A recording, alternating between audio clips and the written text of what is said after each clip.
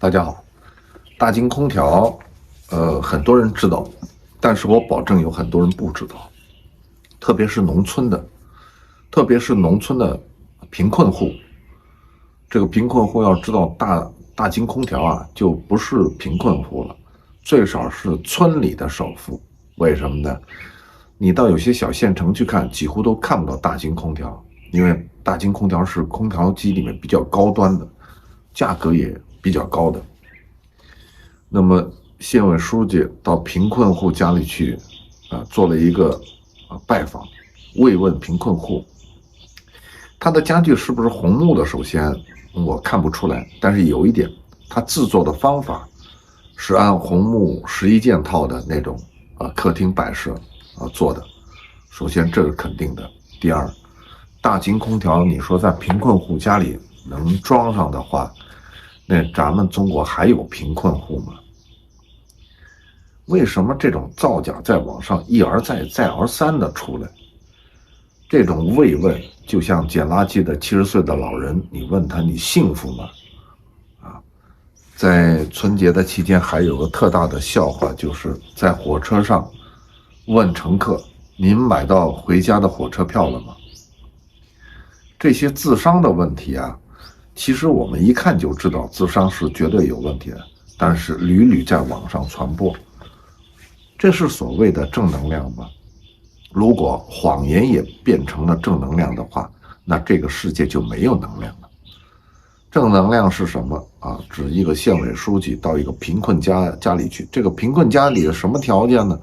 就是比如说是没子女的，没其他收入的，靠低保过日子，这叫贫困户。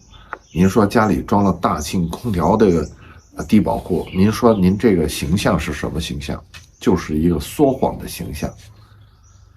县委书记县太爷那个是县里的最高长官我就不懂了，这个最高长官怎么做出这种低级的事来？是自己自伤有问题，还这个策划的人有问题，还这个题目写错了大家可以去辩论一下。县委书记也可以站出来说几句，比如说哎呀错了，这是一个我们村里企业家我去呢不是慰问他过年，是庆贺他在这个年景里面挣了大钱，装了大金空调，买了红木家具。您这样辩解一下，我心里也舒服点。但是这闷驴子到现在就开始不说话。县委书记什么意思？你知道吗？往县里一跺脚，县里最少抖3天，不是抖3抖，抖3天。但是您上了全国性的媒体，您哆嗦不了当然有可能这视频也会被限流怎么样，但问题不大。就是我说一个事实问题，就是这种一而再再而三的造假，是不是在这信息时代能够收敛一点，给我们老百姓看点真实的东西别这边呢永远是那种事成的热爱而没有真话。有很多人说我爱这个国家，我就得歌颂它。那您批评这个国家，您就错了吗？不对，这个国家主流是好的，没问题，有些小毛病得指出来，改正它，会不会更好呢？一个官员满嘴谎言，做出这种行为给全世界看笑话，您不觉得这奇怪吗？一开始出来这个题目的时候，我根本没注意看，但是这2天在外媒上看到外媒在歌颂这档事把这个事情夸大化了你看这个县委书记这种情况，那么我们是不是为了自己的体面，您得改正一下，或者是以后做点真的东西给我们看看，这个才是我们说要重要的事儿。一个画面出现，你给别人是感动还是厌恶很重要。您撒谎，当然大家都厌恶你；您说真话，大家当然喜欢你。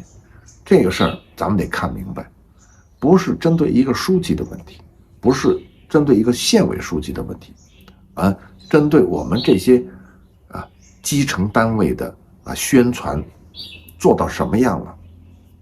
什么叫贫困？贫困的界限在哪儿？我记得前段时间还说我们中国都消灭了贫困户了，那这个贫困又怎么出来的呢？